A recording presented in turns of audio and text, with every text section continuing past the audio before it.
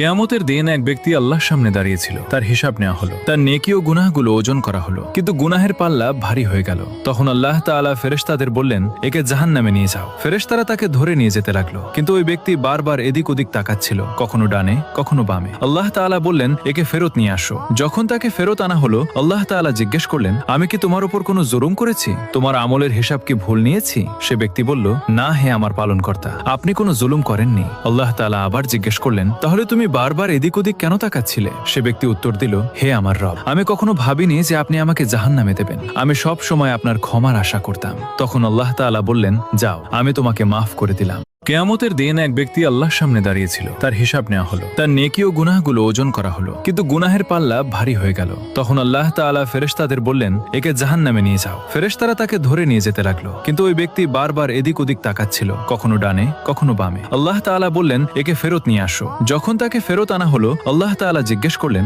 আমি কি তোমার উপর কোনো জুলুম করেছি? তোমার আমলের হিসাব কি ভুল নিয়েছি? সে ব্যক্তি বলল, না হে আমার পালনকর্তা, আপনি কোনো জুলুম করেননি। আল্লাহ তাআলা আবার জিজ্ঞেস করলেন, তাহলে তুমি বারবার এদিক ওদিক কেন তাকাচ্ছিলে? সে ব্যক্তি উত্তর দিল, হে আমার রব, আমি কখনো ভাবিনি যে আপনি আমাকে জাহান্নামে দেবেন। আমি সব সময় আপনার ক্ষমার আশা করতাম। তখন আল্লাহ তাআলা বললেন, যাও, আমি তোমাকে মাফ করে দিলাম।